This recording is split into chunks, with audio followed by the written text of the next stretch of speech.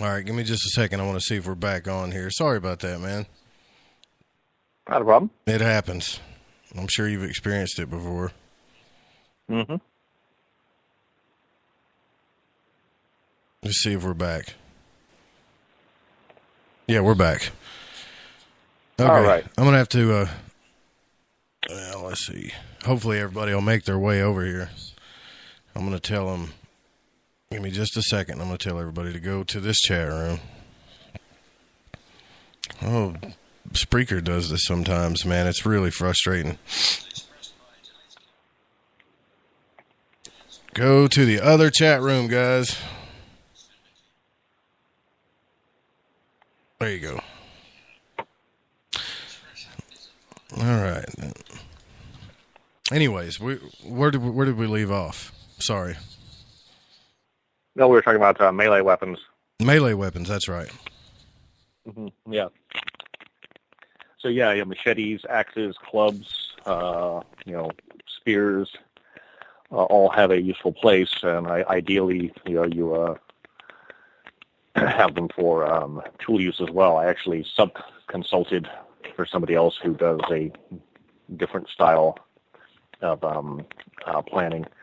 And I said, you've got a really good setup here, but you have far too little in the way of emergency hand tools.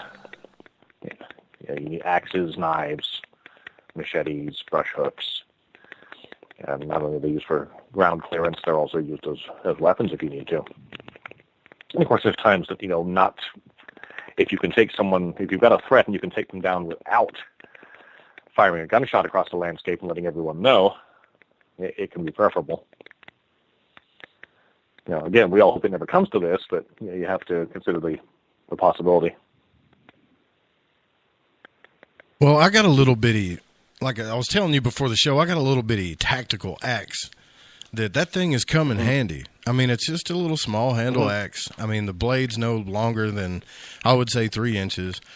It's got a hole in it, like if you want to do any climbing, and on the other side, it's got like a spike or something you would dig into the ground. Yes. And I got to tell you, man, I've used that thing.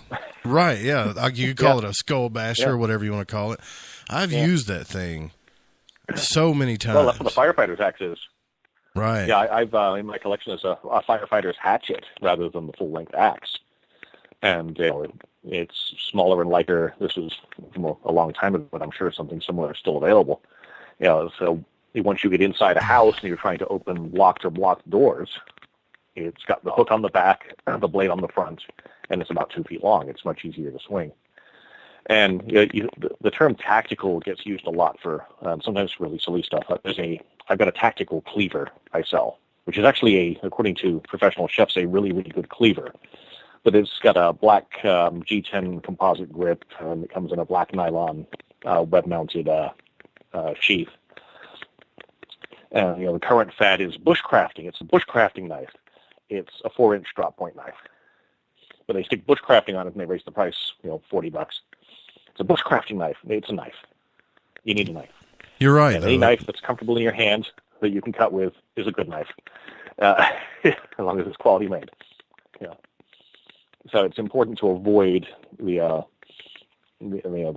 catchphrases on the height rather than the function. Is that whole motto, only the strong will survive, right? There is some truth to that, though. But when, I hate to bring this up. I know it's a soft subject. But children, people that are elderly, people that, they can't get up and move when they need to move. Mm-hmm. Right. What? Strength helps. Mental strength and emotional strength help. People who have a good mindset always do better. But yeah, and you can't function alone. There's a British explorer who did as a test about 10 years ago, I think, went to the Canadian Arctic on a solo expedition, and he had a radio for emergency backup. And after, I believe he lasted 2 weeks, and he spent so much time every day acquiring food and fuel for the fire that he just completely ran out his reserves and was dying of exhaustion and had to call for bailout. Hypothetically, he was going to try for 6 months. In that environment, it was impossible to survive alone. And human beings, as long as we know, have been a cooperative group species. So you need a family unit. It's always helpful to be on good terms with your neighbors and have like-minded neighbors, at least as far as preparing for things. But at the other end, I see regular stories. We had one where the guy is at the end of a cul-de-sac, and his electrical power comes from the other neighborhood. When the power went out, he was the only house on the road who had electricity. Everyone came to his house, first to watch TV and get the news, and then second to borrow his flashlight and to get some batteries and borrow this and borrow that, and he sort of became their standby. And occasionally someone will joke, in a kind of disaster, I'm coming to your place. And I said, well, you better be bringing food or ammo. Gotta or love that. Skill. If everything hits the fan, I'm coming to your place. I'm just going to mooch off you. Yeah. Yeah. There's a chemist, a rancher, a biologist, and 2 veterans in this house. So we're not exactly hurting for anything other than manual labor, which if you're willing to do, we can put you to work splitting wood and, working on the vegetable garden. But you're not just moving into my place and letting me take care of you. Friends like these, also, huh? You don't want to, you don't want to make too big a deal about the supplies you have. The other issue is that if there's a disaster, the local community has arrogated to itself the authority to show up and say, hi, well, we need your food and weapons, for the purposes of the community, and we'll reimburse you afterwards. Well, they may or may not, but in the meantime, they've taken everything that you acquired yourself and needed yourself, to be fair. And, whose definition of fair is that? So. This is why I instill, some people say that I'm a little bit, when my son was younger, that I was a little bit hard on him, Mm-hmm. But I've always taught my son to pull his own weight if he can, especially when when you see other people working. Don't just sit there and watch them. Jump up and help. I've taught him gun safety. I've taught him basic because you may not be around. You never know what's going to happen. And so we'll prep in those ways of life with our children, but to prep as a society, well, that's crazy. We're just being fearmongers there. I don't see the difference really. Yeah. People as I said, people don't want to look at the potential disaster. They'd rather pretend it doesn't exist because that's much more comforting, especially if they think they'll have to struggle with it. From the age of about 2, my kids carried their own backpacks when we traveled. We were walking through the airport and, they're carrying their own, backpack. Well, yeah. Right. If they can walk, they can carry a small backpack. Real quick, Michael, I want to tell everybody on the Fringe FM, I restarted the feed over there, and the Spreaker feed's restarted. So sorry about that. I don't know why that happens, but every now and then it just starts going crazy on us. So so go to GoFundMe.com/We Own the Night so that stuff can stop happening. Anyways, you can continue. I'm sorry. Yeah, that's fine. Started training them with weapons as soon as they were mature enough to, demonstrate the proper safety, which varies from child to child. At 4 years old, my daughter understood pointing the rifle down range, keeping it on the bench, and going from there with a little .22. My son was 6. He kept waving it around while we were discussing the issue. I was like, okay, until you can keep it pointed in the safe direction, we can't go any further. It's not safe. And eventually, and of course, some people never learn that. It started with that, and my daughter does sword and shield fighting for a reenactment group, and is relatively effective at pounding on people. My son's almost my size now, almost 17, and he's 6 foot tall and ready to rumble. He's in decent shape. That's always a good thing. There's never. Yeah, you start early, and of course, not everyone can be Arnold Schwarzenegger, and have that kind of build. But you stay as fit as you can. You watch your diet. My wife's got a damaged knee and hasn't been able to exercise as far as anything heavy since she was about 15. She got kicked by a cow. She's a rancher. Oh, man. She still walks.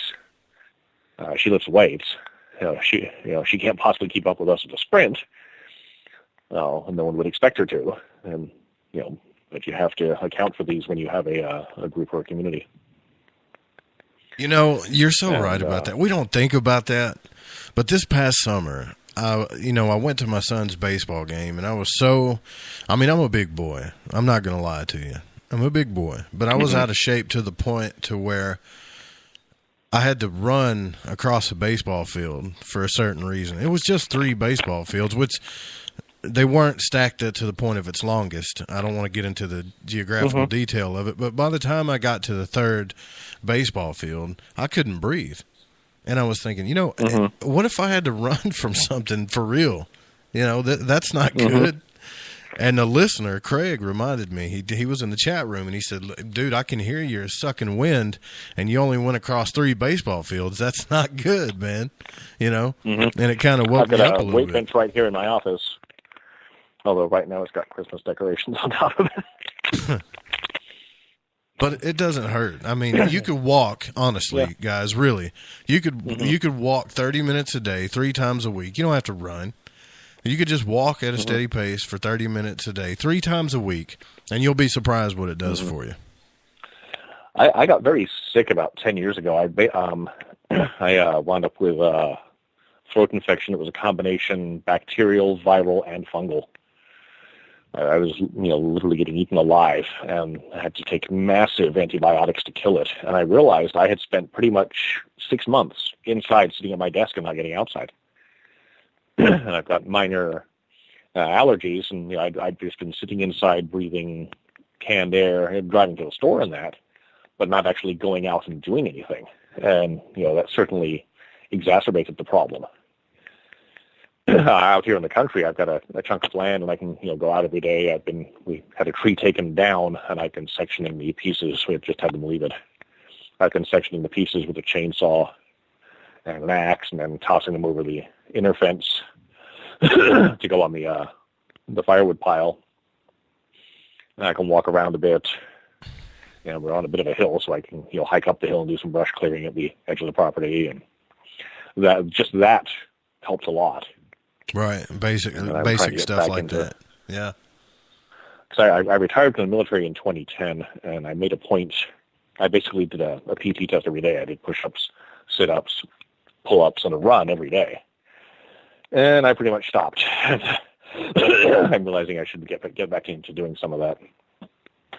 But if you've got any kind of incapacity, legs, arms, back, whatever, there are fitness experts who can advise you what exercises will work for you. When I did Kung Fu, we had a gentleman in a wheelchair learning Kung Fu, and he used his chair as a block. You literally, the only strike zone you had on him was from about elbow high to his head, because everything else was protected by the chair. He just spin the chair a few inches, and you're kicking metal and plastic. And, of course, no one expects someone in a wheelchair to know Kung Fu. The no, you really don't. Program that works specifically. Yeah. But if you tried to grab him, all of a sudden he had you bent down sideways and pinned across the chair. Where were you going to go? You. Right. Yeah. Yeah. Well, he learned to use that as a block and as a weapon. I know that the big topic tonight was going to be what would we do if there was an actual alien invasion, kind of based on the books of your books and some of the ideas of Ron Hubbard. But I want to go back to a question that you were talking about earlier. And I'm doing this for Dave Scott because he's out Sasquatch hunting right now. And I'm asking this question to you because I'm hoping I get the right answer here. Why is it that you think that the AR-15 is such a good weapon? Well, that's what I trained with in the military. I've got decades of experience with it. I've competed with it. I've got trophies shooting it. It's incredibly modular. You've got the brilliance is that the lower receiver is the numbered part, and everything else is plug and play. You can have anything from a 22 up through a 50 cal bolt action upper on it. You can have any length from pistol up through target rifle. There's a number of different calibers, thousands of accessories, because it's still a U.S. issue and has been for 50 years, more than 50 years at this point. Plenty of spare parts, plenty of ammunition in the standard calibers. It's pretty much you just have a handful of spare parts and you can run forever. And while it had a reputation for having issues early on, if you look at the length, there's actually several lengthy histories online. Most of those problems were problems of adoption, where the Army demanded something that the weapon was not designed for, and then they had to redesign to work around it. The Army created its own problems and then complained about them. Most of which have been fixed. There's a training school. Their pet rifle is nicknamed Filthy 14, and I believe at this point it's gone 40,000 rounds without a failure. They've had to replace occasional parts that broke. They've never cleaned it. The barrel is wearing out. It only shoots like 3-inch grips at 50 yards now. But it has run forever. There are advantages to the AK as well. I've also got AKs. The AK is a little more forgiving. It was designed to handle going from hot climates to cold climates. So there's more slop in the tolerance, which gives you some leeway. The disadvantage is you can't really replace the barrel. If you damage the barrel, you have to toss the weapon, or else de-rivet the receiver and try and rivet things back together. But people say the AK doesn't jam. Yes, it does. Yeah, it does. It definitely does. Yeah, and it's you're running all that. The issue ammo is corrosive. You're running all that residue up into the gas block. If that piston gets stuck, and eventually it will, you'll find the term if you Google for kickstarting an AK, which is where you put the butt on the ground and kick the charging handle with your boot because the action is jammed closed. If the gas system has problems on an AR, you've got a straight pull bolt action rifle. You just pull the charging handle, shoot, pull the charging handle, shoot. If the piston jams on your AK, you have a club. You're not doing anything with it until you clean out that gas block, clean off the piston. It's certainly robust, but if it does go down, it's down. The AR is a little more flexible than that. Now, people say, well, you can't run a tank over it. Well, a lot of those rifles they ran tanks over in World War II didn't fare very well either, and you shouldn't be running a tank over your rifle. It's not something I intend to do. So, yeah, that's not something that's going to happen. I don't think during an invasion or whatever. If you got an AR-15, I'll tell you what I liked about it was its extreme accuracy. There's something to be said for iron sights, accuracy, and not a gun that's not going to jam on you all the time, and then it doesn't just kick the holy living hell out of you when you shoot it either. Yeah, I shot expert every time. I've got trophies from competition. And the best group I ever saw for zero, and that was just 25-yard zero. We had a guy in another section of my unit had a 3/8 inch zero group, 3 bullets and 3/8 of an inch. Again, only 25 yards, but basically all 3 bullets were in the same hole. Eric Cooper's got a really good question in here. What have you heard of fusion centers? The government fusion centers, and if you have, what's your opinion about them? What do you think they are? I haven't heard of those, so I don't know. Fusion centers are definitely something you should look into. Apparently, they're made for national security, but nobody knows what the hell goes on in them. And now they're getting private backing, so it's kind of scary. Potentially, yeah. I've got a friend who's actually she started over at Defense, and now she works for Treasury Department as an investigator on terrorist money laundering. And there's actually a lot of stuff they can't talk about. And of course, if you know the people, you can trust them. But if you don't know them, the question is, what are they actually doing there? And then her ex-husband works at the presidential evacuation site at Mount Weather, which had a lot of rumors about it. I'm just up the road from the Scattertuck Urban Training Center, which does both civil and military environment training, which someone was insisting was a secret UN training site, and it doesn't even have a fence. You can walk in any time. But then there's certainly other facilities, like they found that secret bomb shelter they built in West Virginia for evacuating Congress to, that they'd had for 40 years before anyone knew about it, that was literally tunneled under a mountain.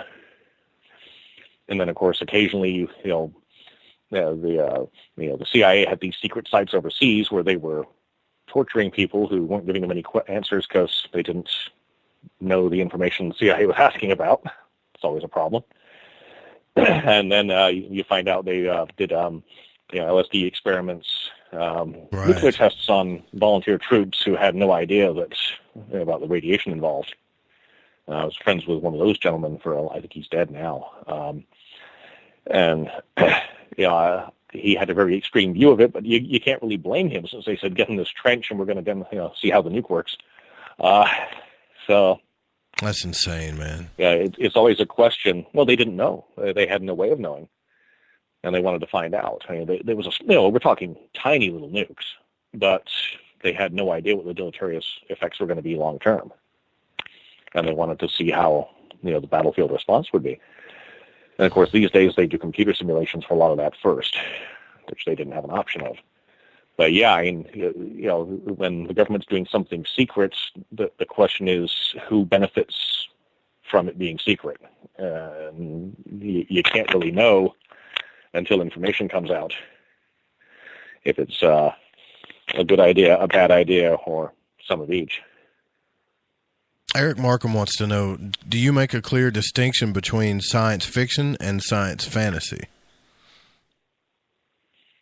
I do, and I try to write science fiction. It's hard not to have some fantasy elements, based on our current knowledge. Faster than light travel, as far as we know, is actually impossible. But then I know a couple of scientists who said, well, maybe it's not. So, it's still up in the air. Anytime someone says something is settled, someone else comes along and goes, well, that depends. But I prefer more realistic stuff. But science fantasy is its own subgenre and can be highly entertaining. I got to be honest with you guys. I might sound a little slow here, but what's the difference? What's the difference? I mean, because fiction's fiction to me. Maybe I'm missing something here. Right. So science fiction, you're using our established knowledge of sciences, biology, physics, chemistry. For science fantasy, you change some of that and you come up with different rules for your physical universe. But then you have to be consistent with them within the story. So you can have a universe where magic is real, but the magic has to work in a consistent, predictable, measurable fashion. Gotcha. It's part of their, telepathy is a good example of science fantasy. As far as we know, humans have no such reliable ability. So if you put a reliable telepathy in there, then does it work at light speed or faster than light? Do they know why? Over what distance does it work? What is the information density you can transmit? Is it like a conversation or is it faster? Larry Niven had the story of Gil the Arm. He was a asteroid miner who became a cop, and he lost an arm in a mining accident and had a grafted arm. But in the meantime, he developed the psi power of an invisible arm that could reach out like a normal arm, but it can only pick up anything up to about an ounce. He could reach out and explore things with this invisible arm while people thought he was just looking at stuff. And then he could also reach into simulations. If he was looking at a map, he could reach down like on a Google map in 3D, in holographic imagery. He could reach down onto the map and touch things there, even though he's going, I don't want to think about this too hard, because if I realize the impossibility of it, I'll stop being able to do it. So, that would be more science fantasy. And they can be amazingly well done if it's done properly. And we were talking about earlier, Battlefield Earth was very much science fiction. It was actually remarkably scientific, given that Hubbard was not a scientist.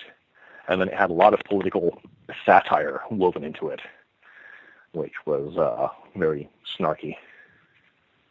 Right. Snarky is a word we use around here a lot. We get a lot of snark in the chat rooms, by the way, and just in case you were wondering. But I think my biggest question here is, and I actually got an email about this before the show to ask you this. In all disaster scenarios, whether it be a nuclear fallout, a spreading disease, an alien invasion, or natural disaster, and I'm probably missing a couple here, which one would be the most likely you think would be the hardest for us to recover from? Boy, that depends. Honestly, of the ones that are predictable, because there's always unpredictable disasters. We don't know enough about aliens to be able to predict anything really that way. So they're all hypotheses. From predictable ones, at the low level, you start with the New Madrid Fault over near St. Louis cutting loose, and it can potentially hit a 9.0 earthquake, as bad as Japan's, but it's in the middle of the continent. And all the terrain around here, the west coast is solid rock. Around here, you've got all the glacial moraine, all the river silt, and this entire section of the country would have ground waves.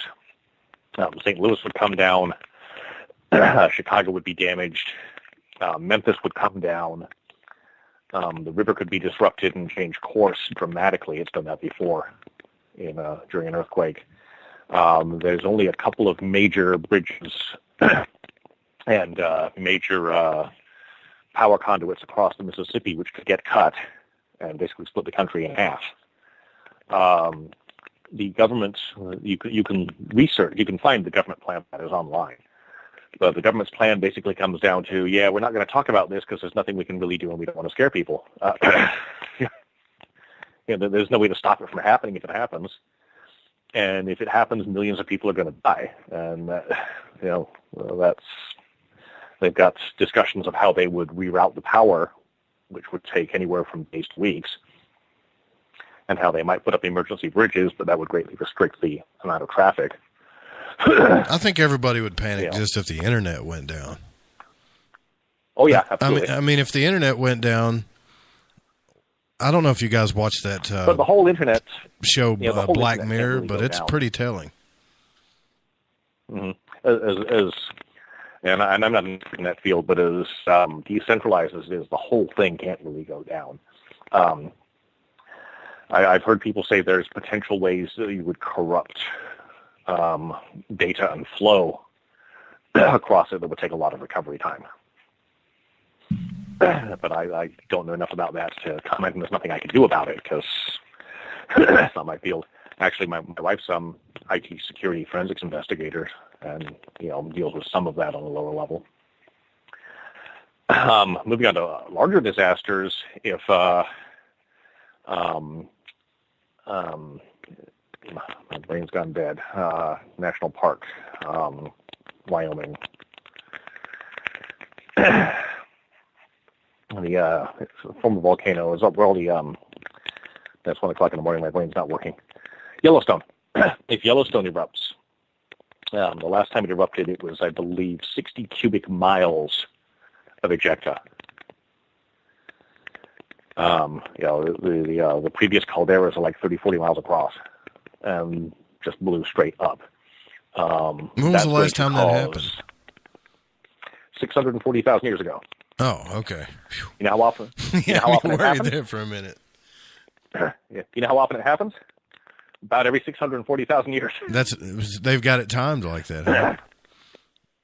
Huh? There's a window, but it did it repeatedly every 700,000 years, average about 640,000, and we're right about that time frame now, which doesn't mean it will happen, but the potential is there. There's other scientists who say that this cycle, it's not going to happen, but they don't see the signs they're looking for in the seismic activity, and that it may actually be settling out, because all volcanoes eventually go extinct. But if that happens, here in Indianapolis, we'd be under dust. We'd be buried here. You're far enough south, you might be okay. but it would be very much like the nuclear winter scenario that was debunked for nukes, but certainly matters for massive volcanoes like the 1816 Tambora eruption. That was the year without a summer. You know, the more we talk about this, Michael, the more I really believe. You know, we were talking about Orson Welles earlier. And everybody's played if you're a video game nut, you've played Fallout 3 before. You've played Fallout. Man, I think shortwave radio is really important. I think everybody should get their license and have one. Yes. Yeah, people have become too dependent on, especially on cell phones. I mean, cell phones are a marvelous tool, but you're dependent on an outside agency for communication. Yeah, your phone is not directly calling another phone; it's going through a network, and you have no ability to control that network. And then, of course, the other one that's inevitable eventually and happens all the time is a sufficiently large meteorite strike. You know, could take out a city. If a big enough one hits the ocean, you could get massive cloud cover and environmental failure. Sufficiently large one on land will cause that. And as it currently stands, there's nothing we can do to stop it. There's been movies about sending ships up to do it, and hypothetically we could, but how much lead time would we have? Yeah, I mean, if everything goes, to hell in a handbasket, so to say, it's, you've got no FM, AM radio, you obviously you got no internet in certain areas. You can build, you can put together a shortwave radio. You can build one. I mean, you can get it together and communicate. Yeah. Yeah, in Battlefield Earth, L. Ron Hubbard, they're looking at it from 1,000 years after the fact, so the humans are having to approximately reconstruct what they think happened. But the aliens invaded, took out the communication, took out the major cities, and whoever was left had no way to communicate with each other, no way to reconstruct things, and had to scatter off into the woods and survive as best they could until they could reconstruct everything.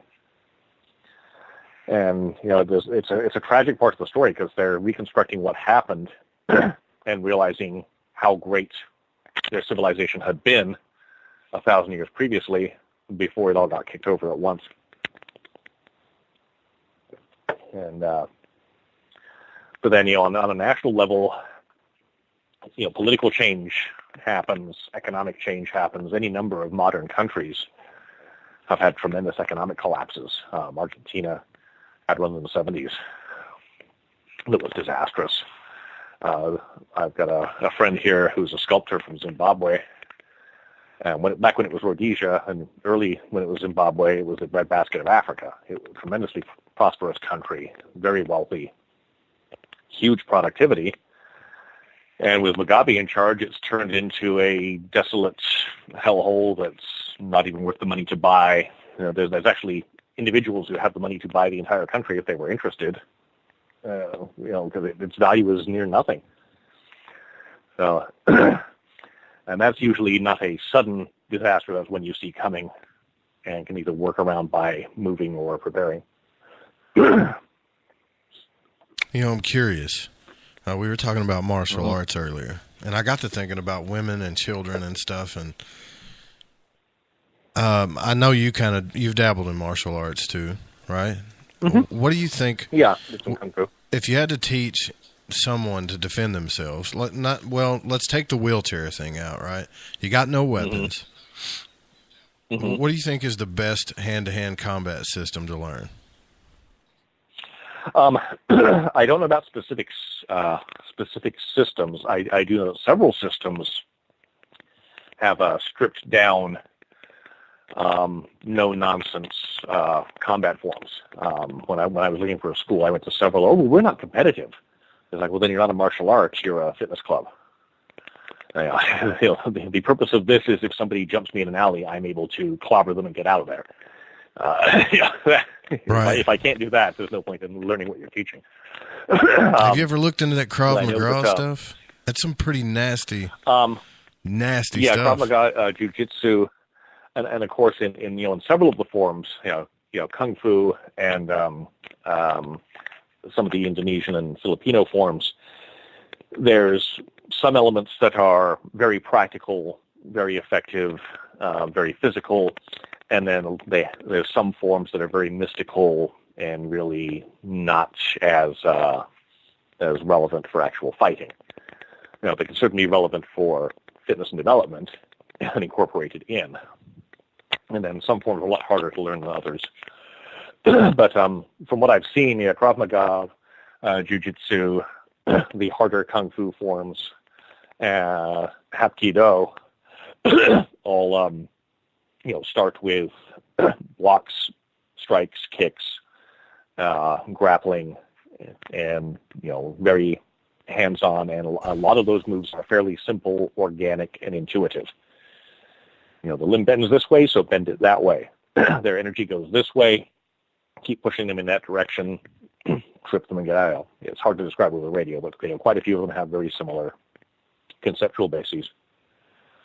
I used to teach a women's self-defense course back when I was taking combat jiu-jitsu, and I have no idea. It was, I grew up in a little hick town, man, and I thought I knew how to fight. Mm-hmm. We all grew up brawling in school, and we all thought we knew how to fight, and so he's really bad, and everybody. It's one of those things because he's won 3 or 4 fights, right? Well, when you get older, you start learning life is totally different. And when I had a son, I decided that I need to learn how to defend myself or my family.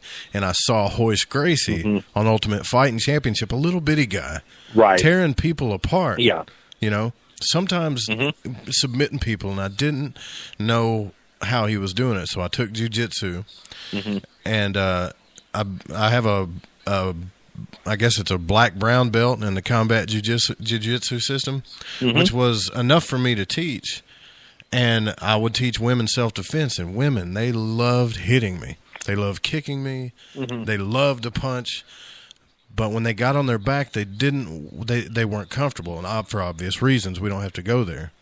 But in my opinion, learning how to fight when you're at your most weakest, on your back, laying on the ground and somebody's on top of you, was where jiu-jitsu thrived more than others. I'm not saying it's the ultimate system, but after about 9 million skinny guys wore me out for 3 years, I realized that this is the thing to take, Yeah. I was popular in Kung Fu because I would actually hit the women. We had a lot of guys who would, they're throwing a headshot, and they would, pull it off to the side so they don't actually hit her because she's a woman. Like, no, they're here to learn how to fight. Hit them. You'd really hit him? To spar with me. As hard as I would hit a guy, but yikes! I wasn't putting the punch off to the side of their head. I know this is supposed to be aimed at the face. They're learning to block a shot to the face, not block a shot over their shoulder. And they liked that, but I treated it like they were an actual competitor and not just a dummy. I taught my eldest daughter early on by booping her nose. When she got tired of me booping her nose, she started blocking with her hands, and I would work through it. And so at this point, she's just about to turn 20.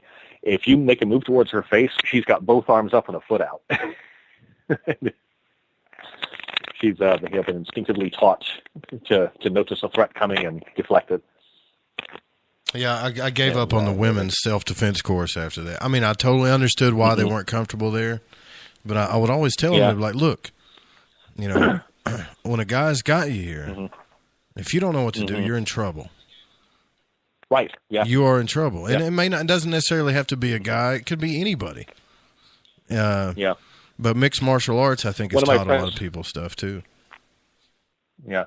One of my friends here is a woman who's an expert on fighting psychology, physiology, and everything else for women specifically, because their endocrine response is different, their physiology is different, their body mechanics are different. And she's commented on the number of women who want to get into the martial arts but are afraid to hit or be hit. And it's like, well, you can't do the two. You have to be willing to hit, you have to be willing to be hit. Otherwise, you're not doing a martial art. And that's it's a cultural phenomenon. In large part, we've taught women that they should be nice, and they shouldn't hit people. And she has a presentation. She says, in our society, we teach women not to hit people. Like, that crap in my house. Well, I wanted to cover all bases here. Weapons, hand-to-hand combat, stuff like that. I really think it's good, especially if you got kids, to get them in some form of striking. Learn some form of striking and learn some form of grappling. If you can mix that in with a little wrestling, you're good to go. Yeah. If there's wrestling at the school, wrestling's a martial art. That is free martial arts training at the school. Just have them get into school wrestling. They may not win any trophies, but they will get used to the idea that in a fight you're bowling around on the ground and trying to get leverage on somebody. Yeah, absolutely. It was embarrassing. Some schools offer karate as well. I was so embarrassed. I mean, now that we're talking about it, I'm thinking about it. I remember when I first walked into that jiu-jitsu school, and I looked at guys that were tall and lanky, skinny guys, and I'm like, I'm going to tear every one of these dudes a new one. Like, that's what I really thought. And for the first 3 years, I did nothing but tap the floor. That's all I did. Well, you learned humility. Yeah, sure did. I came from a small hick town where we just beat each other up and was trying to decide who was tough and who wasn't. And so beat up 4 guys. He's the toughest guy on the planet. No, that's not true at all. But if you look at things like UFC, and I've seen some other competitions, the big guys, given equivalent training and technique, do better because they have the reach, the leverage, and the weight behind it. Weight does matter, which is why wrestlers try to actually get overweight for their class and then strip down at the last minute to try and hit, if they're in the 150-pound class, they want to hit exactly the 150. Because they've proven, if you're 149 and 8 ounces, that 8 ounces of difference matters when it comes to leverage. I'm still having I get your point though with hitting women. I really do, because if you can't take a punch, you can't fight. Mike Tyson used to say that to everybody. He'd be like, everybody's got a plan until they get hit in the mouth. But boy, it'd be rough to see somebody hitting a woman like that. It really would be. But I guess I might consider your point. But if there was a robbery in New York City a few years ago, and it outraged everybody, including even the criminals were outraged. Guy about 25, I think they finally caught him, punched an 80-year-old woman in the face. What? And then took her purse and her other belongings. Yeah. And what a low. Yeah, that was his. Yes. Oh yeah. Even the other criminals were going, dude, that's just that's grandma. But if you're young and fit and able to fight, you have to assume if somebody wants you or your stuff, they may just haul off and belt you, and you have to be able to prepare to defend against that. They're not, a pure sociopath or somebody who's desperate is not going to care that, that's a girl, and bam. Right. There's money in her purse. It's mine now. Well, we've talked invasions, fallouts, weapons. We've talked everything we can talk about. We're going to get in the third hour. We're probably going to put a little bit more sci-fi into this, a little sci-fi, maybe a little sci-reality in our third hour as we go into the third hour. You guys don't go anywhere. I'm Joe Roop. This is Spaced Out Saturday Night. We're here with Michael Z. Williamson. We'll be right back, guys. Hi there, this is Dave Scott from Spaced Out Radio, and I want you to come on a nightly journey. Starting at 9 p.m. Pacific, midnight Eastern, every Monday through Friday, you can come hang out with me and the other space travelers. We have it all from Carl the Alien bouncing on by to those misfit gnomes causing havoc. It's 3 hours of fun and entertainment on those topics the mainstream really doesn't want to touch. Come get all paranormal with us at spacedoutradio.com, and together, my friends, along with our resident guitar god Bumblefoot, we own the night. There's a lot of strange going on in this world, and we can help you find out what's going on with you. Paranormal, cryptids, UFOs in the sky, aliens in your bedroom tickling your toes. We have the investigators you need to find out the answers you deserve. All you have to do is head to spacedoutradio.com. Your information is 100% confidential. The SOR Sightlines Report. It's free, and we're here to help.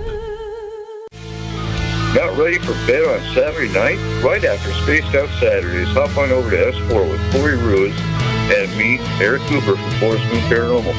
With S4, there are no limits to what we try and uncover. From government conspiracies to helping clean up the paranormal, no topic is safe on S4. We get to the heart of the matter, of the subjects you want to learn more about. So tune in on S4 starting at midnight Pacific, 3 a.m. Eastern, only on spacedoutradio.com.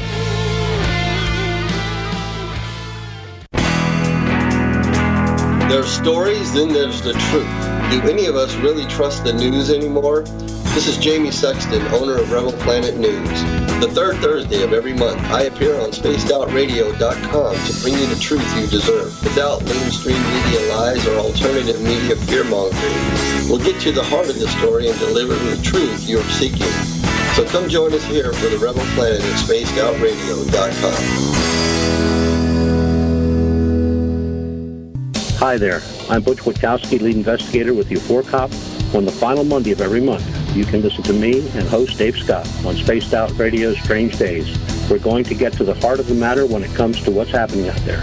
People are seeing and experiencing things from ET contact to Bigfoot, and I want to hear about it. Your experiences are what we investigators need to help solve these unknown mysteries. So tune in at spacedoutradio.com to the final Monday of every month from Butch Witkowski's Strange Days. This is Eric Markham, news editor for the Spaced Out Radio's The Encounter Online. We have put together a great team of writers and journalists from all over the world to bring you top-quality paranormal stories, from alien encounters to the latest conspiracies. You won't find any of that fake news here.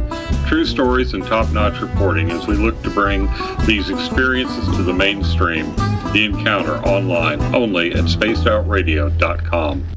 Do you want to know the truth? Do UFOs exist? Are aliens real? Are the governments hiding the biggest secret in history? We're UFO seekers, and we're on a hunt for the truth. Subscribe to our YouTube channel and follow along with us as we journey across the United States, visiting UFO hotspots and alien hotspots, trying to document the UFO phenomenon. Catch us on Spaced Out Radio every third Monday of the month as we discuss Area 51, UFOs, and more. And also, don't forget to subscribe to us on YouTube. Become more intimate and interactive with Spaced Out Radio. Join our Space Travelers Club with your new membership. For $5 a month, we'll provide you with special access to the website, monthly prize draws from books to psychic readings, along with monthly newsletter, private interviews, and more. Sign up today to be part of Spaced Out Radio's experience. Looking for a place to advertise at a very reasonable cost? Look no further than Spaced Out Radio. SpacedOutRadio.com has an advertising tab that you can click to check out our daily, weekly, and monthly packages to play on the radio, or our website including social media. From commercial spots to banners, we have it all. Check out our competitive pricing today. Don't have time to listen to Spaced Out Radio live? Wherever you are, the car, the office, the shower, or even if you're traveling, we're right here for you. Each Spaced Out Radio show can be found on iTunes, TuneIn, and on our YouTube channel, Spaced Out Radio Show. It's the perfect way for you to catch up on our shows. For more information, just head over to our website, spacedoutradio.com, and tune in to us today.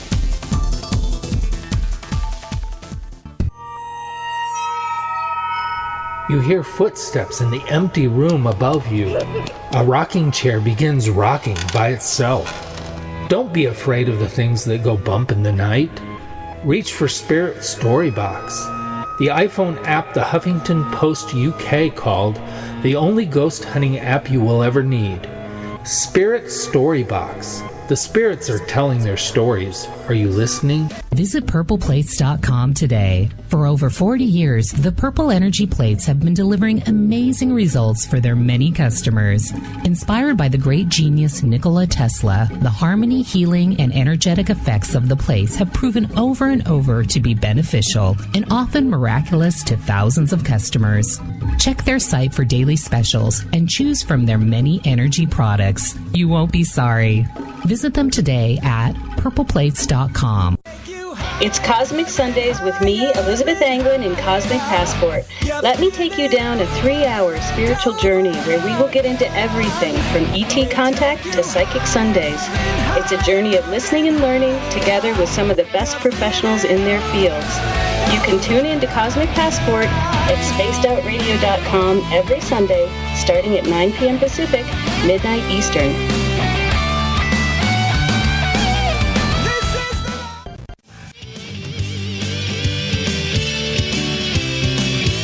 The opinions expressed by tonight's guest do not represent the opinions or position of Spaced Out Radio, syndicated carriers, or anyone associated with SOR Media. Listener discretion is advised. Want more information about our programming? Check out spacedoutradio.com. You can follow our host, Joe Rube, on Twitter at Lighting the Void. Call in to tonight's show at 501-777-5631. Now, entering the radio ring from Arkansas, Spaced Out Saturday host, Joe Rube. That's right. I'm Joe Rube. This is Spaced Out Saturday Night. Welcome back. We're in our third and final hour here. And don't forget to stay tuned after the show over on the Fringe FM. Spacedoutradio.com is down, but we are going to be playing S4 with Eric Cooper and Corey Rees, and tomorrow night, Psychic Sundays with Elizabeth Anglin. Thank you all for tuning in. Again, the call-in number is 501-777-5631. It's one line, so if you give it a call and no one answers, just keep calling. Now, the third hour, we're going to do a little bit more. We're going to have a little bit more fun here. But if you do call in, make sure to turn down the audio so your cranium doesn't get confused when you're calling. Now, I promised you guys I would tell you who's coming next Saturday. So I know every one of you have seen the movie The Matrix.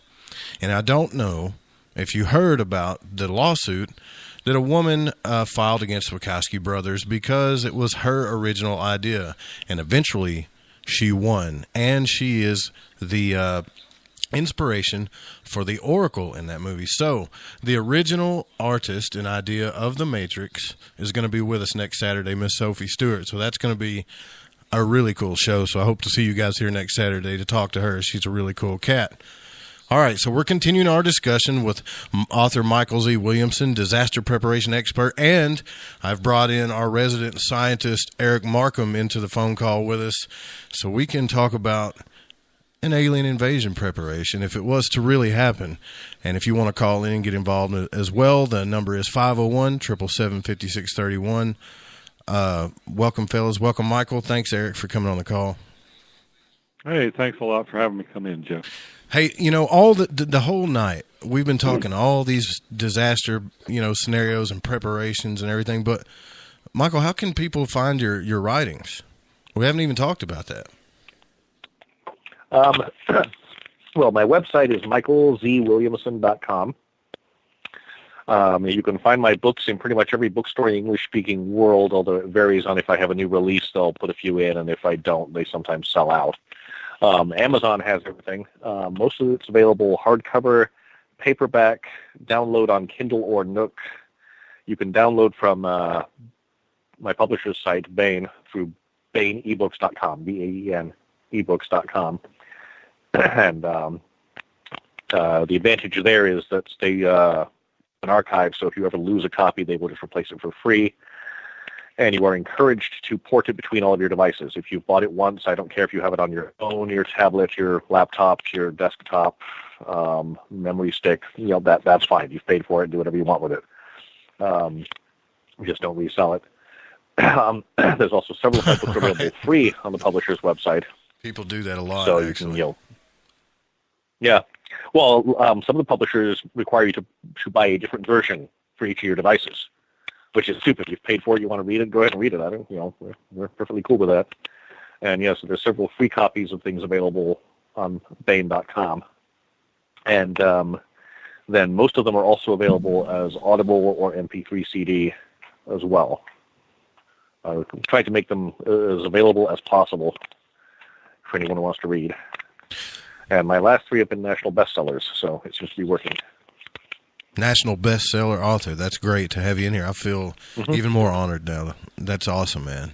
Congratulations, by the way. Thanks. Eric, man, I was asking you during the break, because there's got, you're the resident scientist here. I know you like to think about things on a scientific level. And you were talking to us during the break about Stanley Kubrick's A Space Odyssey. Now, that is definitely a story that had a lot of coded messages in there. But in your opinion, Eric, or I guess you could ask Michael, do you think that it's a good idea to think about aliens as being, malevolent? Well, yeah, I think do. About them. Go ahead, Michael. If you're going to think about them, you should think about the positives and the negatives. Are you familiar with a delightfully satirical story? It's been parodied lots of times, To Serve Man. Yes. They've joked about it. Even got a reference in Madagascar, the kids' movie, and The Simpsons joked about it. The aliens show up with a book, How to Serve Man. And they want to help us with population, and they want to help us with poverty and malnutrition, so we're all fit and robust. And you find out at the end it's a cookbook. They're all about making us fit and healthy so they can eat us. It was entirely tongue in cheek, or was it?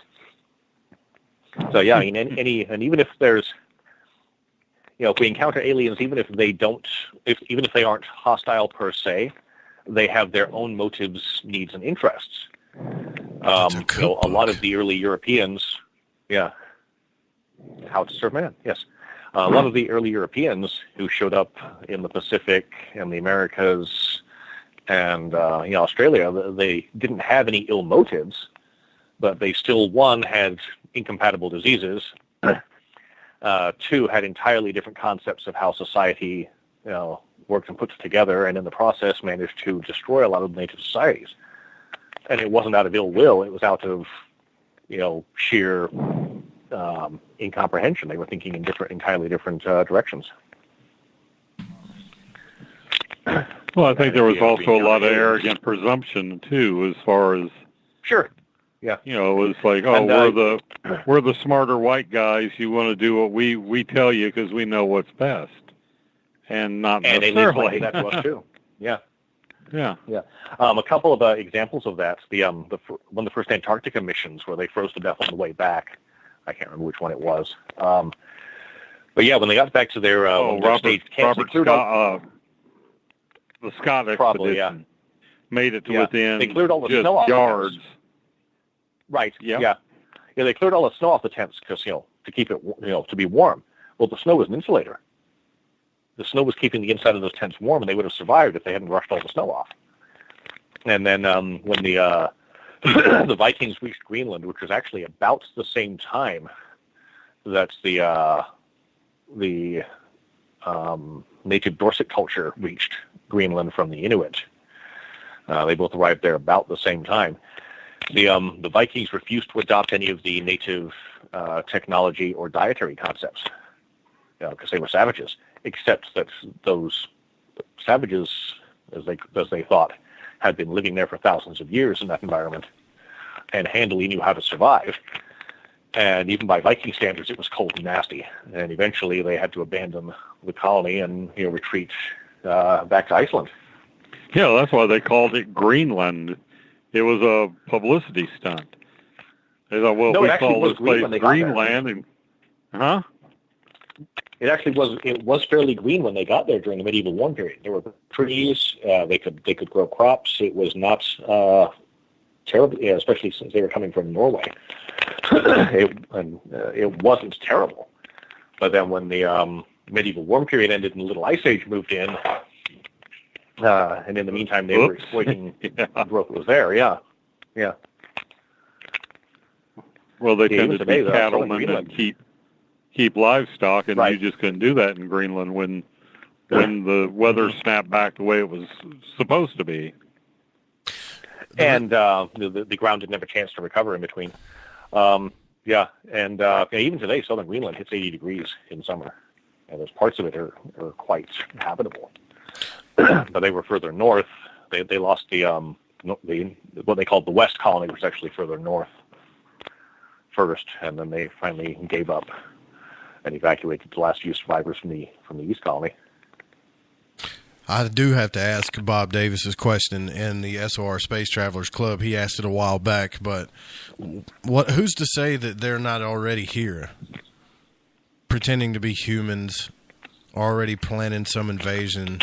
I mean, as far as the UFO sightings go, they seem to come and go really fast. Some of them even seem to appear and disappear dimensionally. How do we know?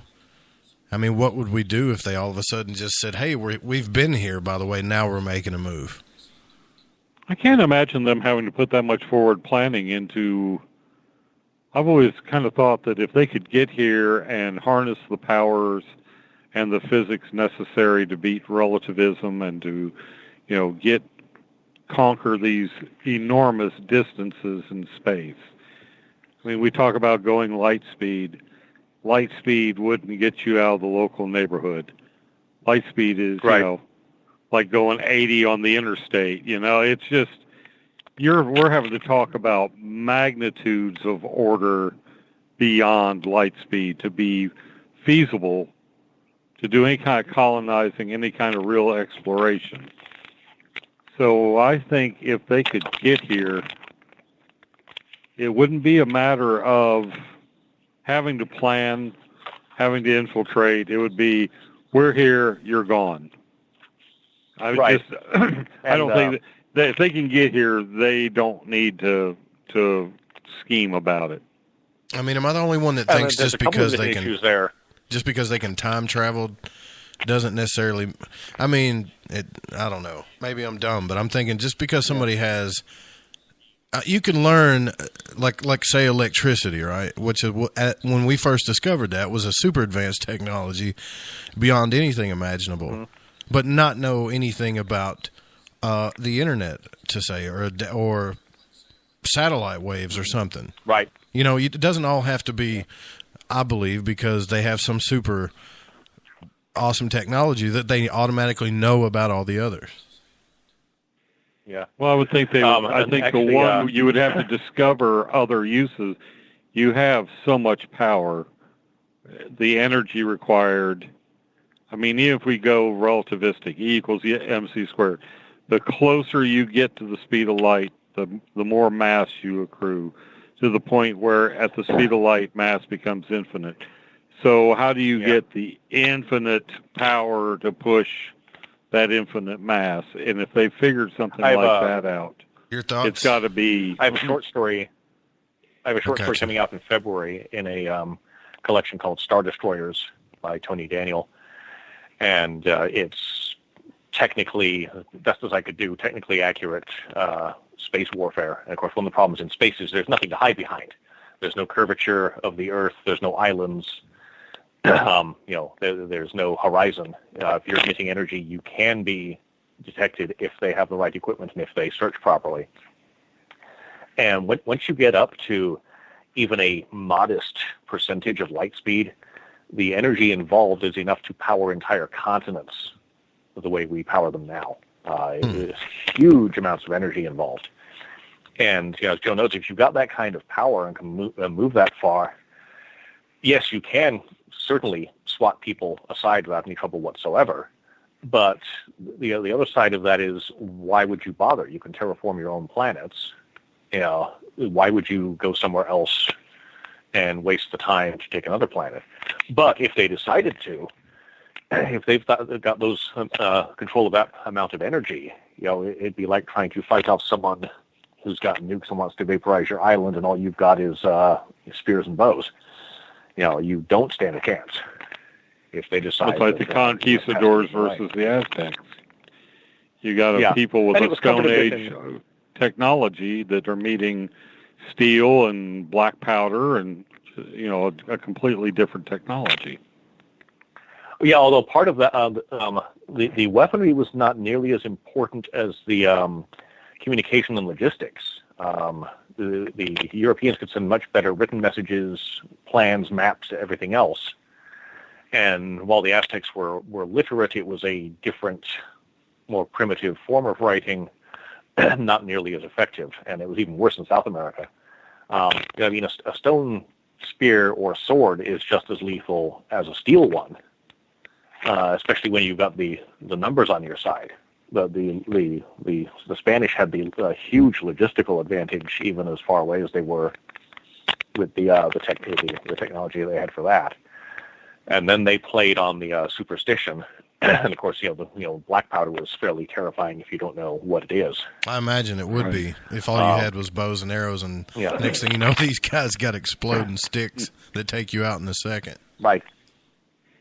There was a very amusing. Harry Turtledove wrote a short story, and it's an alien ship approaching Earth, and they're the equivalent of conquistadors. They go ahead and overawe the enemy, and then the colonization begins. And you're reading the beginning of this story and going, well, their technology is not very impressive. And then you realize, so space travel in their perception is very simple. They found some physical principle we're not aware of. They can move ships through space. But in order to move ships through space, they just make them supersized to have enough air to breathe for several weeks. They button up like a World War II submarine. They don't have any way to replenish the atmosphere. And they don't have electrical lights. They're remarkably primitive in all the ways, except for the fact that they have space travel. And they land in California, and they line up their musketeers to fire off a volley to terrify these primitive savages who don't have space travel. And then the California National Guard returns fire with M16s and tanks. I remember reading that one. I remember that one. Yeah. Yeah.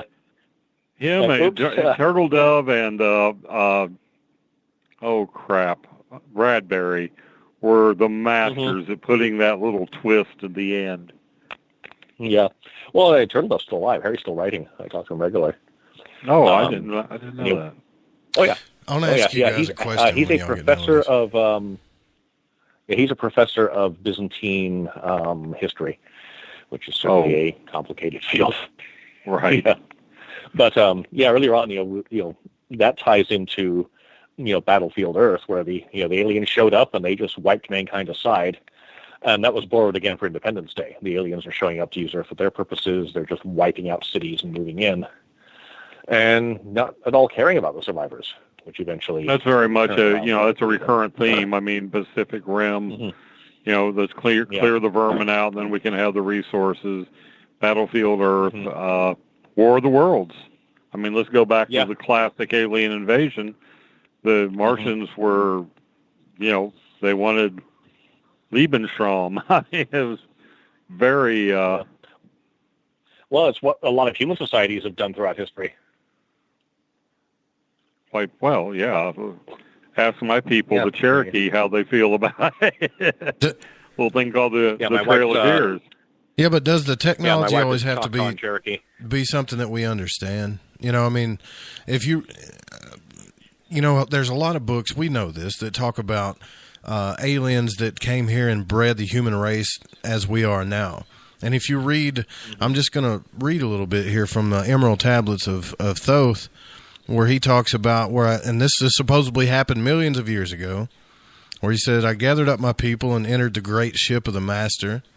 Upward we rose into the morning. Dark beneath us lay the temple. Suddenly lay it over the rows of waters, vanished from earth until the time appointed was the great temple. And then he says, fast we fled towards the sun of the morning until beneath us lay the land of the children of Kim. Raging they came with cudgels and spears, lifted in anger, seeking to slay and utterly destroy the sons of Atlantis. Then raised I my staff and directed a ray of vibration, striking them still in their tracks as fragments of stone of the mountain.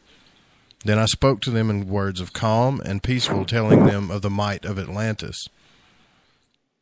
cowed I them by the display of my magic science, until at my feet they groveled when I released them. This is supposedly an ancient text. Mm-hmm. There's some of the Gilgamesh. Gilgamesh and Enkidu. Some of the Bible. Yeah. Yeah, there's the wheel in the sky, and then you look at the Mahabharata. Mm-hmm. I don't want to butcher the naming of it, but it's the Indian text that describes Vimanas and these sky battles that, if you look at it with a 21st century eye, you're thinking, they're talking about jet fighters. Yeah, Bhagavad Gita. Yeah. It sounds like they're describing more or less modern warfare and like with jets and flying craft. Yeah, we have to wonder. Was this pure speculation on their part? Was it mystical imaginings on their parts? Did they actually see something, that could be allegorical. They can interpret it? Yeah, it could be it could be real, allegorical, misinterpretation, pure fantasy. I guess we can give them the benefit of the doubt for the fantasy, but it could also be a people who don't understand what they're seeing, trying to put it into a context. This is obviously important enough that they're going to spend the time and effort to write it down. It seems like it's how would a person who doesn't know much above an ox cart describe? Yeah. Jet if we go back aircraft? 500 years, I'm standing here holding a cord and talking into the air. Mm-hmm. Yeah, I think of that all the time. I think about just since I was a child. I was born in 1963. If somebody was standing in a store aisle talking to themselves or, talking to the air, you would say, oh, they're crazy. Now, no, they've got a Bluetooth they've got a Bluetooth earpiece in, and they're talking on a phone. Yeah, who are they talking to? The same behaviors in one era become acceptable in another because there's a context. I need and social behavior does too. Ask this question too before I forget. ACOG in the Spreaker chat asked Michael what you thought about, or if you know anything about the book Patriots by James Wesley Rawls and his blog survivalblog.com. Well, I'm an editor at large for Survival Blog, and I know Jim quite well. So they're good books. My take is that they're sort of like role-playing game scenarios. They're not written to be high literature. They're still very entertaining. They are fiction. They're realistically based fiction. But they're intended to carry the message as much as be a story on, various survival concepts for various scenarios. And he's a very astute man. What I like about the blog is they allow a little bit of discussion, and then when it starts tapering off or getting silly, they close it off. And they try to recognize a bunch of viewpoints and be analytical. And everything from economic collapse to potential nuclear war. Somebody was complaining about an article on reinforcing your home against attack and how outrageous it was to live like this. And a correspondent in the Philippines said that's how we build all our houses here, because those are legitimate threats that we face. Because there's correspondents all over the world. We have a regular one from Zimbabwe, one from Argentina, several in the Philippines. And of course, what is your local imminent disaster changes depending on where you are on the planet and what government's in charge. Well, I think people need to always, if you're thinking doomsday prep and all this, watch the Twilight Zone episode. I think it was episode 68, called The Shelter. The original? Yeah, where the guy had planned everything, had his water put aside, but he hadn't counted on his neighbors being able to, just through the sheer panic, get into his fallout shelter. Yeah, it's like, I think that the point is that you can build it as strong as you want. Desperate people who have nothing else to lose are going to spend themselves against your fortifications. try to get in. Yeah, that's one reason you need weapons, because they're breakdown of law and order, and it's another reason not to be too boastful about the preparations you have. No, it's like you don't tell anybody. What do you mean by that? Say, you don't want them to find out that what you have? Well, you just keep it quiet. Yeah, you don't broadcast it because you don't want everybody saying, well, you get the grasshopper and the ants type of mentality. Well, why should I prepare? Right. Doofus down at the end of the block's got enough food for 10 years. We'll just go take his. I like the ones that say, invest in gold. That's more of all I got to do is outlast all I got to do is live long enough to have food and water, and then all the gold's going to be mine because you can't eat that crap. That's more of the preventing confrontations. It was right before Y2K. That was fascinating because I sell at the big gun show here, and knives and such, and then there was crossover with the disaster expos. And there were several companies who were selling supplies and planned ahead. And on December 31st, they already had their paperwork done and dissolved their corporations. If anybody wanted to return anything, the corporation no longer existed. It was unreturnable. They had the money. And, a lot of people were preparing wisely. A lot of people were ignoring it and assuming nothing was going to happen. And not a whole lot did happen. That's because a lot of specialists put a lot of work in. There certainly could have been some issues.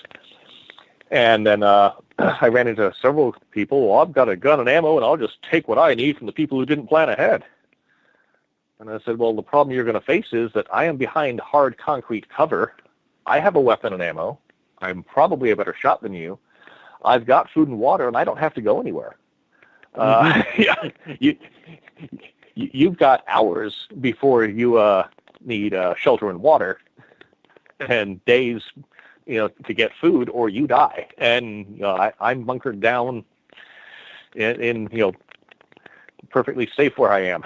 At the time, I was actually in the city, but I was working for a storage place. So I had an apartment in an industrial building that was completely nondescript. No one would ever have guessed there was an apartment there. And if they wanted to, if the worst had happened and they wanted to loot the storage sheds, I wasn't going to stop them. I was an employee, not a paid guard. So that's not my problem. Right. I remember Y2K. That was an interesting night. I was I was working at a little hospital laboratory up in the mountains, North Carolina, about 3 hours west of where I'm sitting right now. And the hospital administrator was in there. The laboratory manager was in there. The pathologist, everybody. And, and me and the other tech are just like, nah. It's like, what's going to happen? Yeah. It was never going to be as bad as the worst case, but there was the potential for some issues. And a lot of specialists, my wife's an IT guru, and she was just in the field at the time. And there's a lot of specialists put a lot of work in to make sure things didn't collapse.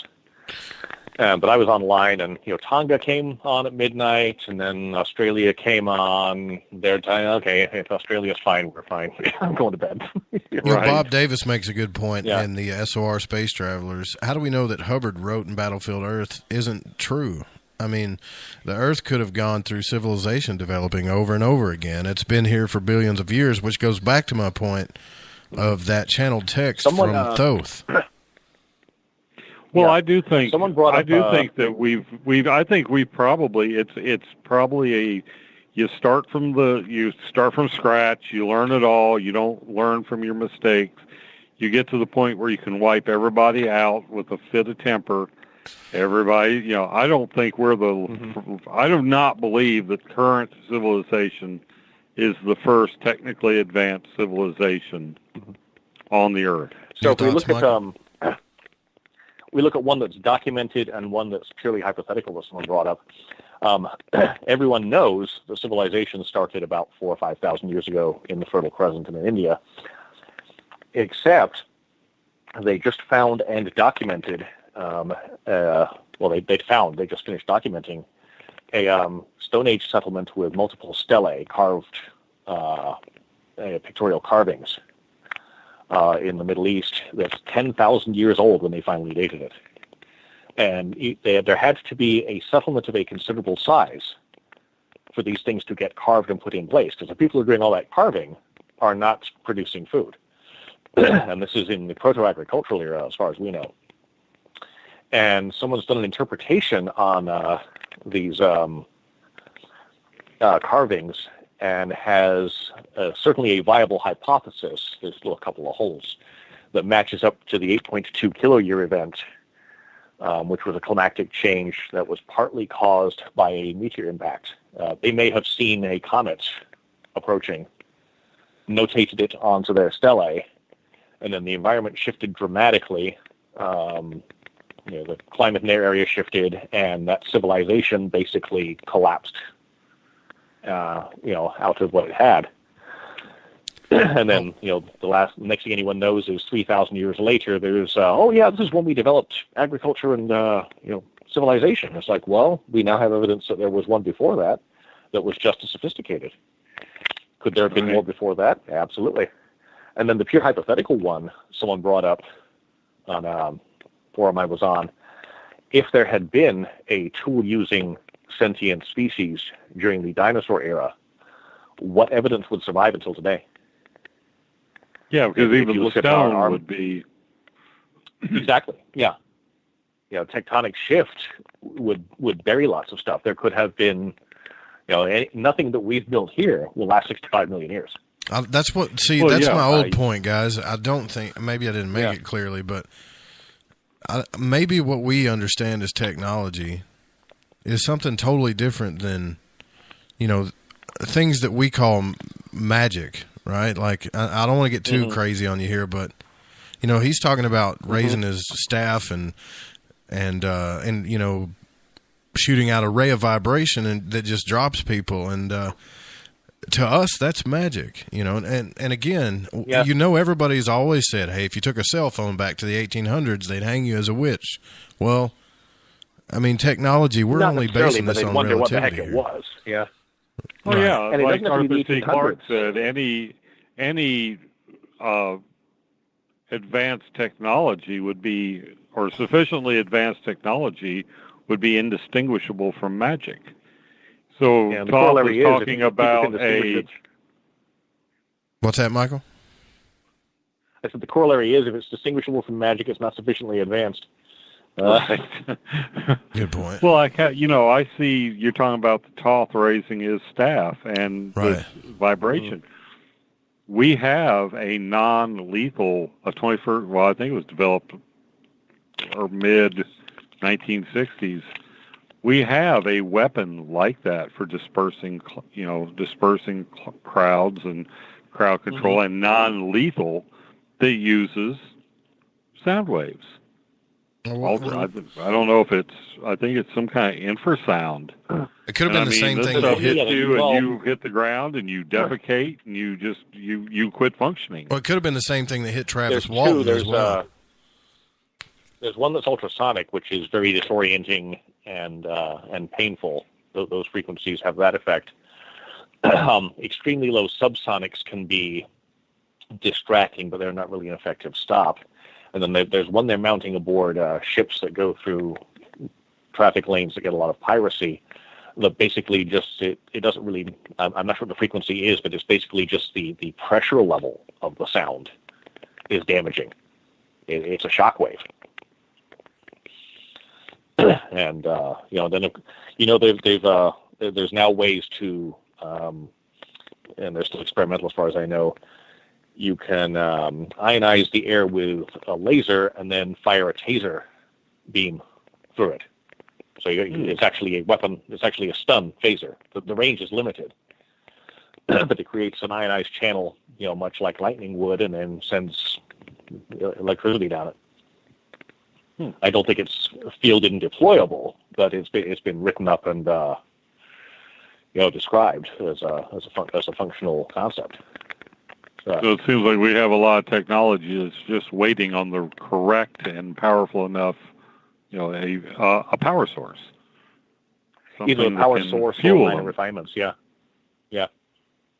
Well, you look at the laser in 1962. The laser was a gimmick looking for a use, and now there's lasers in everything. They're in the scanner at the gas station. They're in video players, computers. We use them as toys. For a while, I had some laser pointers available as a product line, and every time I ordered them, the price dropped almost an order of magnitude. They went from $150. 3 months later, they were $80. 3 months later, they were $40, and now they're so cheap you don't even bother replacing the batteries because it's not costing. Right, you toss them. Well, my field, hematology, which is where I do a lot of my work. Right. The modern hematology analyzer is based upon how individual white cells, red cells, platelets interact with a laser. Mm-hmm. Yeah.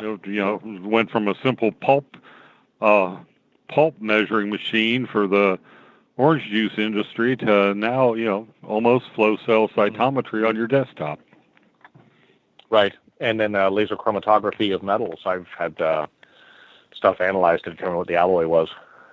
So I'm taking it neither one of you are going to tell me your first move during an alien invasion.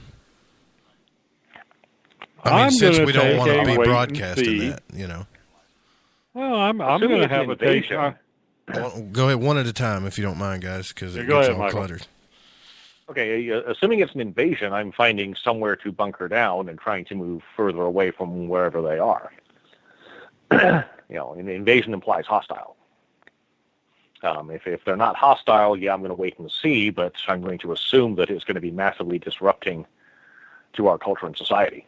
Because, anytime primitive peoples, depending on your definition of primitive, have been approached by those with higher technology, they've had their culture destroyed. And there's science fiction about that, too, where somebody shows up and tries to save a culture and in the process destroys it because it wasn't how it worked. Preacher. Hence the non-interference, the prime directive in Star Trek about not interfering. I think my own natural curiosity is going to get the better of me. You're going to be like at Travis Walton, get zapped and get on the ship, huh? Yeah, kind of like my age and health. I'm not going to live. I feel like Rocket Raccoon. What the hell? My life expectancy isn't that great anyway. So I'm going to see my curiosity is I'm going to want to see this. I really am. I haven't heard about this, but ACOG in the Spreaker chat says another question in New York City. There's been a lot of pillars that have a high tech look about them. Has anybody heard anything about them? Have they been disclosed? I don't know what he's talking about, but I'm curious though. I don't either. I would assume it's some kind of stupid art project, being New York City. Could be. Yeah, could possibly. If I wanted to get the cell tower. Yeah. Doctor Who would probably, no one would notice the TARDIS. And if I wanted to infiltrate stuff into New York City for alien invasion, terror attack, or anything else, make it look like a stupid art project, and, no one would question it. Well, there again, in big cities like that, everybody tends to not make contact with anything around them. Move straight ahead, don't make eye contact, don't interact, and you'll get through it. Pretend it's safe and it will be, kind of thing. Mm-hmm. So, yeah, I think aliens could probably walk down the street naked with, spitting frogs out of their mouths. Nobody in New York would give them any notice. They'd think it was performance art. New tech towers on the ends of the bridges. I don't know. It might have something to do with that quick smart pass. It might just be smart pass towers. They got those things where you don't have to stop at the toll gate. You feed this thing a bunch of money, and then you never have to stop. It might just be something to do with that. Yeah, I don't know if anybody remembers about 10 years ago, there was these weird glyphs that were showing up all over Atlanta. And I think they did New York. And, everybody was thinking it was some kind of terror attack, and I believe it was just a Cartoon Network publicity stunt. So it could be more than just a publicity stunt. No, well, I just looked it up, and I'm on the CBS New York page here, and it says mysterious metal towers are popping up at local tunnels, and soon they'll start appearing in bridges. But even people on the MTA board in charge of the towers can't say what they're being used for or what's in them. It's a $100 million MTA project shrouded in secrecy with 18 of them for tunnels and bridges. Probably some kind of anti-terrorism measure, or that's what it's being sold as. And they asked the guy about it. He said no comment. He said it twice. No comment. Might be some kind of densitometer or some kind of bomb sniffing technology, and they don't want to give it away.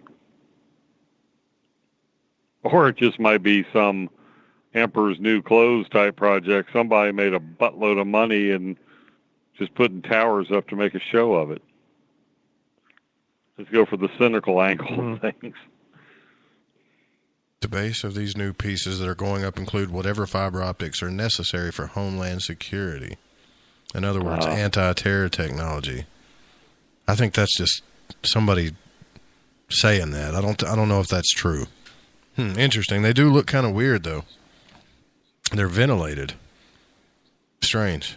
So there must be some kind of power usage because they're trying to vent the waste heat. Has anybody waved a EMF meter around, seeing if they're putting out any kind of broadcast, any kind of signal? Doesn't secrecy bother you guys? I mean, if they're claiming that stuff's starting to freak me out. If they're claiming it's for terrorism, I mean, that's the excuse for anything these days. Oh, to fight terrorism. What do they actually do? Fusion centers, and now we got weird towers going up. What's next, right? Mm-hmm. Yeah. Read Brave New World and read Animal Farm, Brave New World, and the one that just 1984. The one that disturbed me more.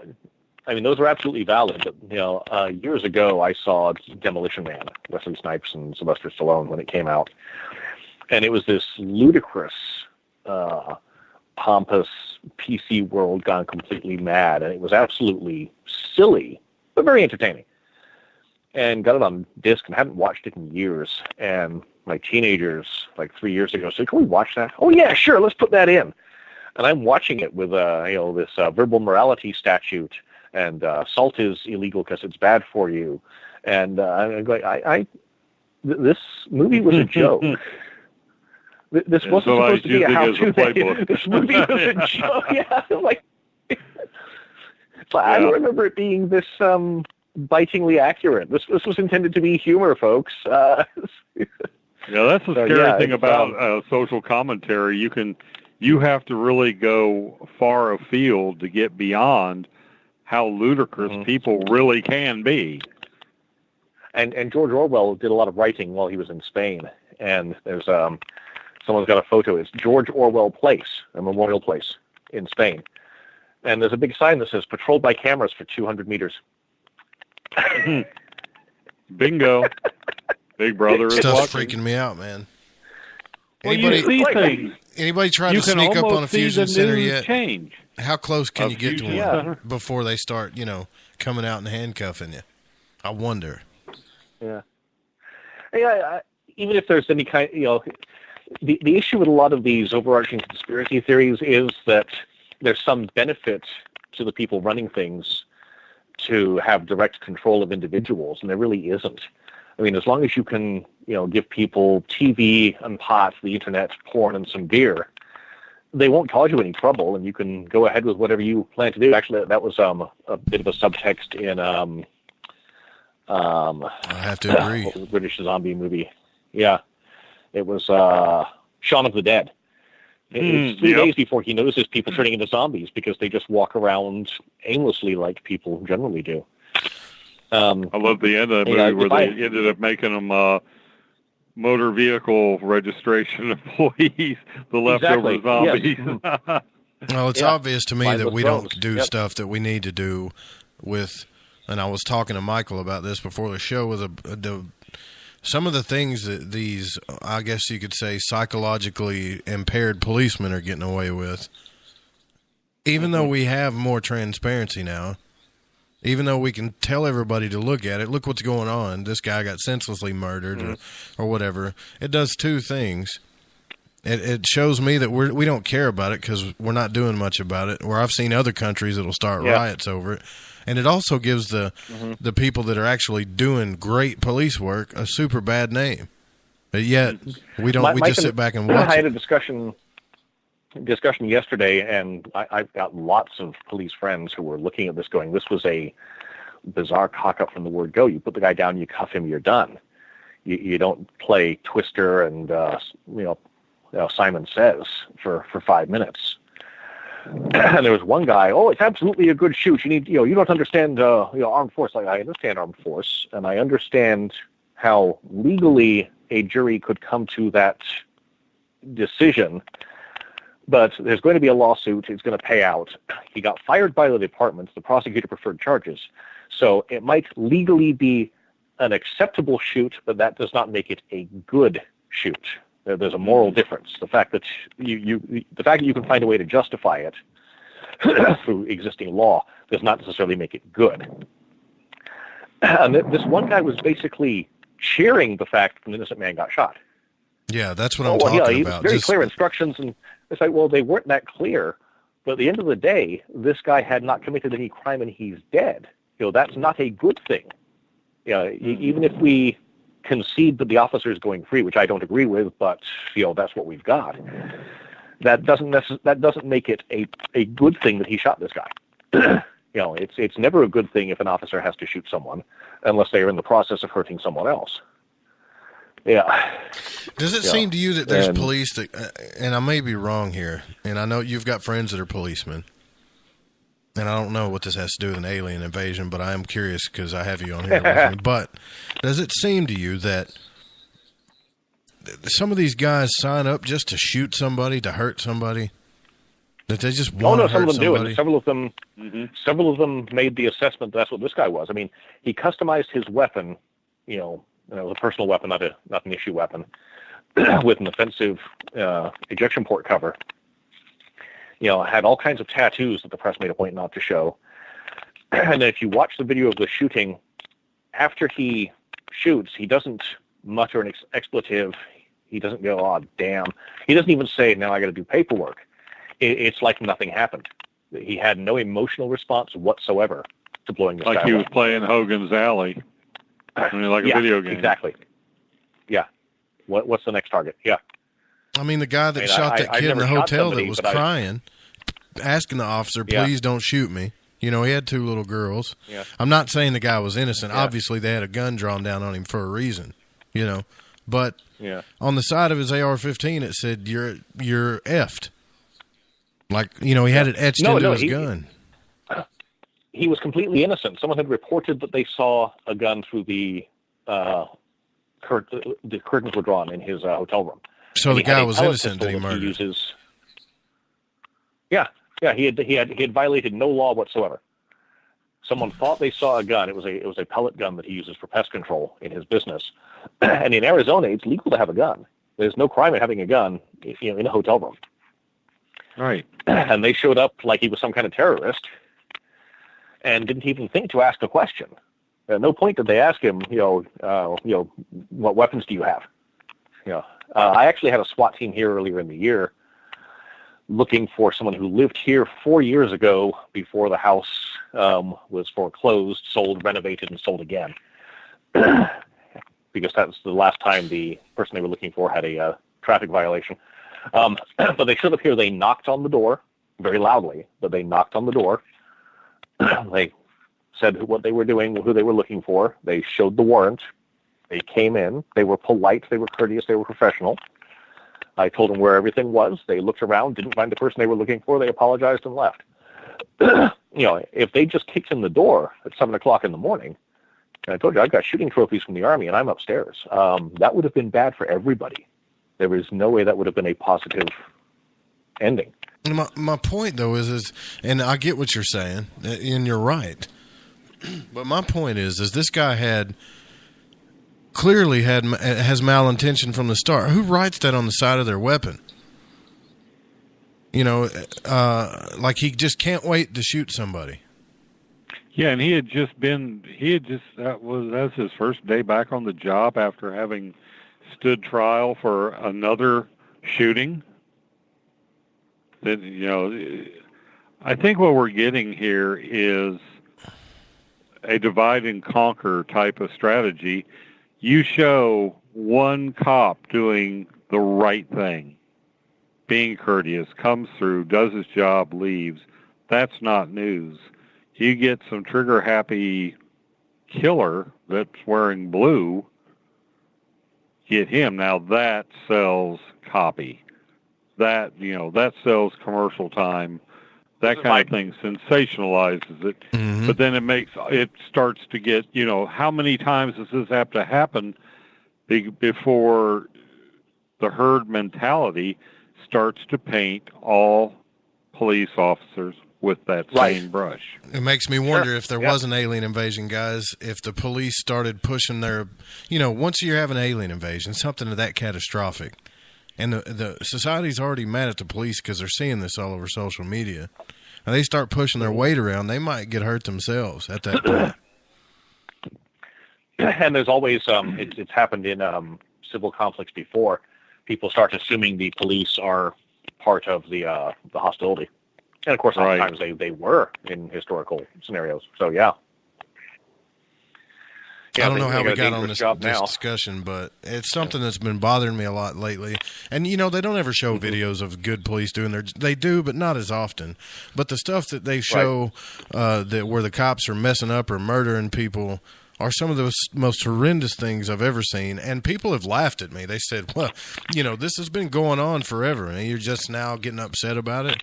Yeah. Yeah, I do feel bad that I'm just now getting upset about it, but I'm just now seeing it, how bad it is for the first time. Right. There's a press perception, too. The Vegas shooting, they had headlines for days about the guy who did the shooting, not about the brilliant EMT manager, or the brilliant emergency room manager, doctor, who had planned ahead for a mass casualty event, had his people organized, and was able to assign them into teams and managed to save people who probably would have died otherwise. And they didn't give a lot of headlines to the guy who, stole a truck, loaded it up with people, and started taking it to the hospital, multiple trips. And, afterwards, the guy who won the truck said, "That's fine, just give me the keys back." Yeah. No harm, no foul. There was lots of heroism that they didn't cover, but there was a story out of Afghanistan of a police sergeant there who was at some big diplomatic function. Insisted and tea is very important in their culture, and he insisted he had to leave the tea because he had to go check on his men at the gate. And he got to the gate and saw a guy acting suspicious, realized the guy was a bomber, and threw himself at this bomber, wrapped himself around the guy, and cushioned the blast. I mean, he got blown away. But he probably reduced the casualties by half. And the article was all about him. No, they did not name the bomber. The bomber was not important. The hero was important. And we need to get back to more of that mentality. Oh, my God, what's the for TV special about this guy who shot 50 people? It's like, why do we care? Well, I don't think, like Trippin says in the chat room, I think there's got to be a problem with the training, or they're not being psychologically evaluated properly or something. Mm-hmm. Well, I've got a little bit of experience with people with that kind of disorder. Sociopaths can fool the test. Mm-hmm. They know what answers are expected of them, and they give the right answers. That's what makes them so dangerous. Anybody can be straight long enough to pass a test. Well, not anybody. They can. Well, sociopaths. I mean, you get a determined sociopath, and they can. Yeah. And there's psychopaths who believe what they're saying to the extent that you're not going to pick it up on a polygraph because they aren't giving any kind of tell that they're lying, because in their minds they're not lying. It's what they need to say, so it's true. Yeah. Right. That's because it's not a mental illness; it's a personality disorder. There's no way to treat it. You can't make them better because they're functional. They're just not functional the way we want them to be. But yeah, they can fool the test, and all you can do is look at accuser behavior. But we should have got a little bit longer, but we should talk about my books again. And we only got a few more minutes left here, so tell everybody about tell everybody about all your books there. Yeah, Well, since we mentioned Battlefield Earth, that's been re-released, and there's a new audio as well, which is like 47 hours, I think, unabridged with multiple actors, sound effects. It's like an old radio play. Mm-hmm. They've got it on memory stick. BattlefieldEarth.com or GalaxyPress.com. It's available as this marvelous audio presentation. They've got a new book out with new artwork on the cover, and it's got all the notes and forward and afterward that Hubbard had written about why he wrote this. And he was definitely a fascinating character, but the story was very entertaining and very topical for alien invasion, for civil unrest, for disaster. My books are at michaelzwilliamson.com, and my Freehold universe is about a war between a future Earth and its colonies, and one of the particular colonies, although I'm expanding it to others because there's always repercussions from something like that. A long time until now is time travel. Say it's 10 troops and 2 MRAPs that suddenly find themselves in the Paleolithic, and that's all the equipment they have. My first 3 fan letters were from paleoanthropologists who said I got everything right, which is awesome. I worked really hard at it. And then the anthology I just put together was Forged in Blood, which is loosely set in the Freehold universe. But what I did is I did a timeline that starts in ancient Japan, goes through my science fiction universe and into the far future. And then I assigned a number of writers to different eras or different stories. Medieval Japan, Russo-Japanese War, World War II, the Iraq War, near future, several set in my universe timeline, and some far future stuff. And then science fiction readers might know some of the names. Tom Kratman wrote a story for me, Tony Daniel, Larry Correa, Casey Ozell. Some of the writing is, every story is better than the previous one. There's no bad story in it. Awesome. Well, I appreciate you coming out to the show, man. That just to make sure we all don't get caught, sleepwalking, just in case something like this does happen. And everybody go check out his books too. That's some really cool. You got them on Audible as well, right? Most of them are on Audible, and the ones that aren't should be shortly. Awesome. And Eric, thanks for coming out and talking to us and bringing a little bit more of a scientific point of view to things. You're always good at that. I appreciate you coming on, man. Oh, I appreciate the invitation. It's been a pleasure to talk to both of you. All right, guys, that's it. We're signing off for the night. Don't forget, next weekend we're going to have the mind behind the Matrix, Miss Sophie Stewart, support the radio station by going to GoFundMe.com// We Own the Night. Stay tuned for S4 next if you're listening live. Good night, guys. Sorry